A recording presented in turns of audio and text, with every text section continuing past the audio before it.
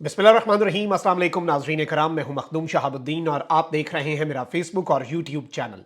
उम्मीद करता हूं आप सब लोग बखैर आफियत होंगे और जहां भी होंगे अपने अहले खाना समेत खुश भी होंगे और महफूज भी। नाज़रीन कराम, इलेक्शन की तारीख आते ही इमरान खान के साथ भी नया काम हो गया है और पाकिस्तान तहरीक इंसाफ के चेयरमैन और साबिक वजीर आजम पाकिस्तान इमरान खान, जो कि इस वक्त अडियाला जेल में कैद हैं, साइफर केस इमरान खान साहब के लिए शिकंजा तैयार है और किसी भी लम्हे इमरान खान साहब को इस केस के अंदर वो सजा दी जा सकती है जिस सजा का इम्कान या उसके बारे में सोचना भी बहुत अजीब है। इस सब के अंदर इमरान खान साहब के वकील ने खतरे की घंटी बजा दी है। इस केस की अहम तरीन तफसीलात और एक मर्तबा फिर एक बेंच टूटा है। इमरान खान को जब जब इंसाफ देने की बात आती है, जब जब इमरान खान के लिए मामलात आइन और कानून के मुताबिक कोई बात की जाती है कि इमरान खान का यह हक बनता है, तब ना सिर्फ तात्तुल होता है, ना सिर्फ बेंचेस टूटते हैं, बल्कि बहुत कुछ होता है। इस हवाले से आम तरीन तफसीलात है, लेकिन अगर अभी तक आपने वीडियो को लाइक नहीं किया तो लाइक जरूर कर लें और कॉमेंट सेक्शन में राय का इजहार जरूर कीजिएगा। सबसे पहले सुप्रीम कोर्ट का जो आज का हुक्मनामा है बिलाखिर वो जारी हो गया है और इलेक्शन कमीशन को सदर मुमलिकत से मुशावरत के बाद आज ही आम इंतखाबात की तारीख का ऐलान करने का हुक्म दिया गया है। इस सब के अंदर इलेक्शन कमीशन 11 फरवरी 2024 को मुल्क में इलेक्शन करवाने के लिए तैयार है। इस फैसले के अंदर भी ये बात लिखी गई है और दौरान समात इसमें बहुत सी और चीजें भी हैं, लेकिन जो आज का हुक्मनामा है उसके अंदर यह कहा गया है कि सुप्रीम कोर्ट सिर्फ इंतखाबात चाहती है, किसी बहस में नहीं पड़ना चाहते। कल तक सुप्रीम कोर्ट को फैसले से आगाह किया जाए, इंतखाबात की जो भी तारीख रखी जाए उस पर सबके दस्तखत हों और इस तारीख में किसी किस्म की कोई तौसी नहीं होगी। अब एक जानिब तो ये सारी चीजें आज काजी साहब ने कही हैं, तो वहीं दूसरी जानिब काजी साहब ने आज कहा है कि आज तो सब वकला खुश हैं, किसी को तो हारना चाहिए था। यानी काजी फायजीसा साहब ये इसमें से परसेप्शन देना चाहते हैं कि हमने एक विन विन सिचुएशन जो है वो क्रिएट कर दी है। लेकिन यहां पर सवाल यह है कि डॉक्ट्रिन ऑफ नेसेसिटी, नजरिया जरूरत, क्योंकि डेट जो भी आए अब, लेकिन 7 नवंबर के बाद आइन शिकनी तो होगी। जस्टिस अतर मिनल्ला साहब भी कह चुके हैं, काजी साहब भी इस बात से इख्तलाफ नहीं कर रहे, जस्टिस अमीनुद्दीन साहब भी इस बात से इख्तलाफ नहीं कर रहे। तो फिर क्या नजरिया जरूरत तराशा जाएगा? क्या एक मरतबा फिर डॉक्ट्रिन ऑफ नेसेसिटी जो है वो परवान चढ़ेगा और इलेक्शन जो है वो फरवरी में होंगे, या फिर उससे पहले वो इलेक्शन कमिश्नर, बेशक सदर अपने आईनी काम पूरा नहीं कर सके, रगड़ा लगा दे सदर को, 90 दिन में इंतखाबात करवाने थे, वो इलेक्शन कमिश्नर जो गलत बयानी करते रहे, जिनकी नीयत में फितूर साबित हुआ है आज सुप्रीम कोर्ट ऑफ पाकिस्तान में। और आज वही इलेक्शन कमिश्नर साहब जो हैं वो आज 4 बजे इलेक्शन कमीशन के 4 रुकनी वफ्द से मुलाकात भी सदर साहब की स्केड्यूल्ड है, जो कि इस वक्त चल पड़ी है और इस मुलाकात का भी कोई नतीजा तो आ जाएगा। लेकिन ये इलेक्शन कमिश्नर आज किस मुंह से सदर के पास जाएंगे? सदर ने कितनी दफा बुलाया था? आज एक मर्तबा फिर इलेक्शन कमिश्नर जो है, और ये सवाल काजी साहब के सामने भी होगा कि वो इलेक्शन कमिश्नर जो इस सारी की सारी सिचुएशन के अंदर जिनकी नीयत में और जिनकी इंटेंशन ही नहीं थी और जो गलत बयानी, और आज के इस जजमेंट से एक और चीज वाज़ेह हो गई है। इलेक्शन एक्ट की जो तरामीम थी जिनमें इलेक्शन कमीशन को इख्तियार दिया गया था कि वो तारीख दे, आज डी फैक्टो वो कल अदम हो गई हैं, क्योंकि चीफ जस्टिस ने कह दिया है कि ये तारीख सदर देगा। तो आज बहुत कुछ हुआ है और इसके मुख्तलिफ मंदरजात हैं और इसके मुख्तलिफ रुख हैं इस पूरी की पूरी बात के। लेकिन देखना यह है कि इस सारी की सारी सिचुएशन में क्या मामला बनता है और ये ऊंट किस करवट बैठता है, ये बड़ा इंपॉर्टेंट है। लेकिन वहीं दूसरी जानिब साबिक वजीर आजम पाकिस्तान इमरान खान की ये बहुत बड़ी फतह है। इमरान खान साहब जो है उनके मौकफ की, उनके नैरेटिव की, उनकी स्ट्रगल के लिए ये एक बहुत बड़ा दिन है और सदर मुमलिकत ने भी स्टैंड नहीं लिया और आज उन्होंने देख लिया कि सदर साहब जो है उनके लिए भी प्रॉब्लम्स क्रिएट हुई हैं और सदर साहब जो है वो कहीं से भी, दोनों साइड्स जो आप जब खुश रखते हैं, दो कश्तियों के जब सवार होने की कोशिश करते हैं तो फिर प्रॉब्लम्स आपके लिए क्रिएट होती हैं। लेकिन आज इमरान खान साहब के साथ यही सब कुछ नहीं हुआ, बल्कि इस्लामाबाद हाईकोर्ट में भी एक केस लगा हुआ है। इमरान खान साहब की दरखास्त पर इस्लामाबाद हाईकोर्ट में समाअत शुरू हुई। मैं उसका तफसीली पूरा जो मामला है वो आपके सामने रख देता हूं। और इस समाअत शुरू होने से पहले भी एक काम पड़ गया खान साहब के साथ, जिसके ऊपर खान साहब के वकील ने भी खामोशी तोड़ी है। इमरान खान की साइफर केस में जेल ट्रायल के खिलाफ इंट्रा कोर्ट अपील पर इस्लामाबाद हाई कोर्ट में समाअत हुई। जस्टिस मियां गुल हसन औरंगजेब और जस्टिस समन रिफत इम्तियाज पर मुश्तमिल बेंच ने समाअत की और इससे पहले इस बेंच से एक जज साहब अलग हुए, उस पर बाद में आते हैं। पहले मैं आज के जो अदालत के अंदर समाअत हुई है इसका हवाला आपके सामने रख देता हूं।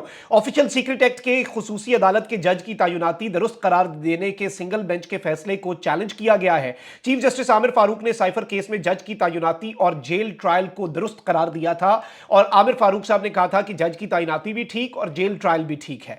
वजारत कानून की जानिब से समरी भिजवाई गई थी जिसकी काबीना ने मंजूरी की। अदालत के जज को ऑफिशियल सीक्रेट एक्ट की खुसूसी अदालत का जज तैनात किया गया। काबीना की मंजूरी के बाद तैनाती का नोटिफिकेशन जारी हुआ।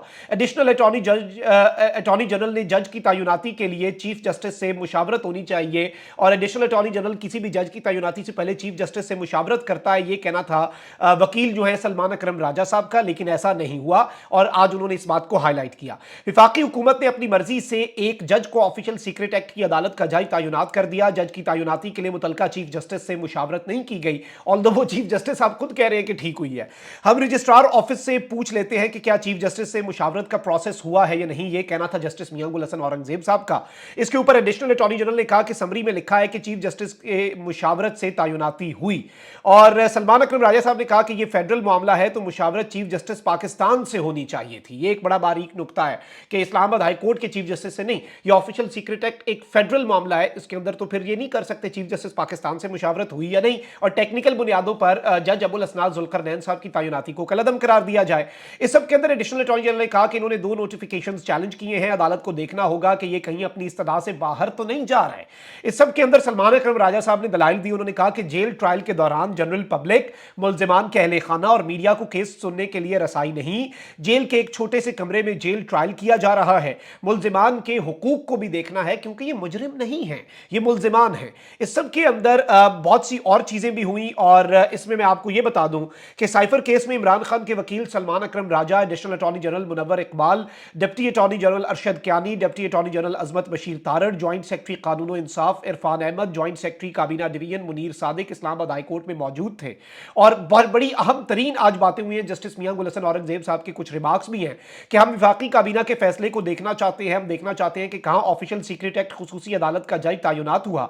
27 जून 2023 को विफाकी काबीना ने इंसदाद दहशतगर्दी अदालत के जज की तैनाती की मंजूरी दी। विफाकी काबीना की मंजूरी में कहीं नहीं लिखा हुआ कि यह ऑफिशियल सीक्रेट एक्ट खुसूसी अदालत के जज की तैनाती है, यह कहना था जस्टिस मियां गुल हसन औरंगजेब साहब का। वजारत दाखिला ने सिक्योरिटी खदशात के पेश नजर जेल ट्रायल का नोटिफिकेशन जारी किया। साइफर केस में फर्द जुर्म आयद कर दी गई और 7 नवंबर को शहादतें रिकॉर्ड होनी है, यह बताया इमरान खान साहब की तरफ से सलमान अकरम राजा साहब ने।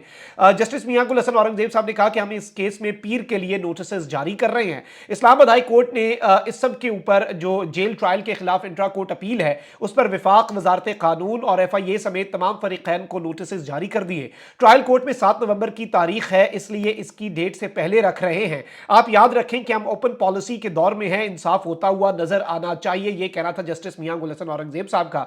यानी जेल का जो ट्रायल है वो ओपन ट्रायल में बंद कमरा, इस हवाले से इम्कानात तो हैं। लेकिन आज क्या हुआ नाज़रीन कराम, क्योंकि आज एक मरतबा फिर एक बेंच टूटा है और जस्टिस अरबाब ताहिर साहब जो है, इससे पहले जस्टिस बाबर सत्तार साहब जो कि दबंग जज हैं और बड़े दबंग अंदाज में जस्टिस बाबर सत्तार साहब जो हैं उन्होंने डिप्टी कमिश्नर के साथ जो मामलात किए, तौहीन अदालत लगाई, स्टैंड ले लिया, MPO का जो एक सहारा लिया जाता है, MPO की आड़ में जो डिप्टी कमिश्नर्स पूरे पाकिस्तान में कर रहे हैं, हम सब उससे वेल अवेयर हैं और क्या कुछ हो रहा है। लेकिन जस्टिस बाबर सत्तार साहब भी इससे पहले इमरान खान साहब के एक बेंच से अलग हो गए और आज ये 2 रुकनी बेंच ने जो समाअत किया, इससे पहले जस्टिस अरबाब ताहिर भी बेंच से अलग हो गए। अब ये एक बहुत बड़ा सवालिया निशान है कि इतनी बड़ी हाई कोर्ट है, इस्लामाबाद हाई कोर्ट के जस्टिस साहिबान भी ये समझ रहे हैं कि वो इंसाफ नहीं कर पाएंगे, तो ऐसा क्यों है, उसकी वजूहात क्या है।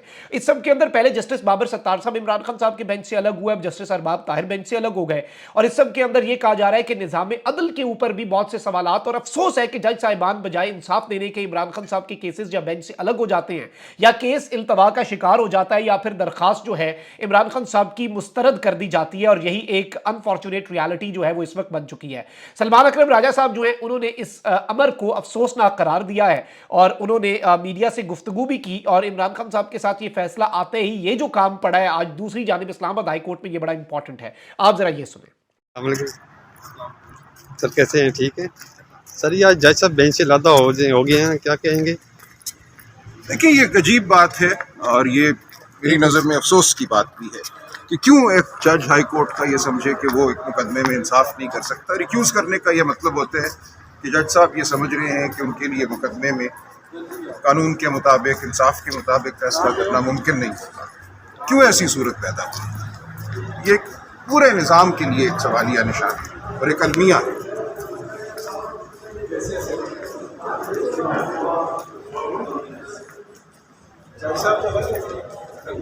हाँ, पता चले क्यों अलग हुए, ये सवाल करना चाहिए ना सबको। उस दिन सुना 1-1.5 घंटा हमें ऑर्डर का हिस्सा है जो उस दिन ऑर्डर दिखाया गया, उसके बाद क्या वाकया हुआ, क्या हालात हुए कि लगा कि नहीं बेंच से अलहदा होना चाहिए। ये सवाल सबको करना है,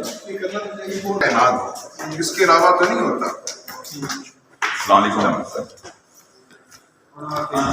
आपको लगता है कि आज कोई स्टे या कोई इसका ऑर्डर आ सकता है? कुछ भी नहीं कह सकते जी इसमें अगर कोई मामला कानून और आइन का हो तो मैं कोई राय दूंगा। ठीक है। अब तो मामला दबाव और खौफ का है।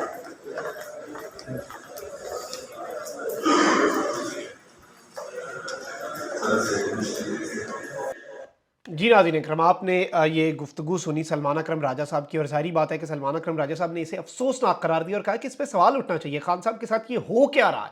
एक साबिक वज़ीर आज़म के इंसाफ के प्रोसेस के अंदर इतनी रुकावटें, इतने मामलात, इतनी परेशानियाँ, इतना कुछ हो रहा है, और इसमें जारी बात है कि पूरे के पूरे निज़ाम के ऊपर, पूरे के पूरे सिस्टम के ऊपर इससे बहुत से क्वेश्चन खड़े होते हैं, और निज़ाम इंसाफ में ऐसा होना नहीं चाहिए। जज साहिबान हमारे लिए बड़े काबिल एहतराम है, और जज साहिबान के जो ऑर्डर्स हैं मैं समझता हूँ वो पूरे निज़ाम के लिए, पूरे सिस्टम के लिए काबिल एहतराम होने चाहिए, और जुडिशल ऑर्डर्स की बहुत कदर कीमत होती है, कदर मंजिलत होती है, उसे भी समझना, और उसकी कदर कम नहीं होनी चाहिए अदालतों के ऊपर। इमरान खान के लिए इंसाफ, मैं फिर वही बात कर रहा हूँ, मेरे लिए नहीं मैटर कर रहा कि इमरान खान को विक्टिमाइज किया जा रहा है, नहीं किया जा रहा, नवाज शरीफ साहब की सहूलतकारी की जा रही है, नहीं की जा रही। इस सब के प्रोसेस के अंदर इदारों पर से लोगों का एतमाद उठना, मेरे लिए, मैं जाती तौर पर समझता हूँ कि वो ज्यादा अलार्मिंग और ज्यादा खतरनाक चीज है। वो मुल्क को नुकसान पहुंचा रही है चीज, और इदारे पाकिस्तान के लिए जरूरी है, चाहे वो ब्यूरोक्रेसी है, चाहे आपकी एडमिनिस्ट्रेशन है, सिविल एडमिनिस्ट्रेशन, चाहे आपकी जुडिशरी है, जो भी है, सब जो है, चाहे आपकी पुलिस है, लॉ एनफोर्समेंट एजेंसीज हैं, जो भी है, सब की इज्जत, सबका वकार, उन पर अवाम का एतमाद, ये मैटर करता है। ये कॉम्प्रोमाइज नहीं होना चाहिए। अपना बहुत ख्याल रखें। अल्लाह निगहबान। पाकिस्तान जिंदाबाद।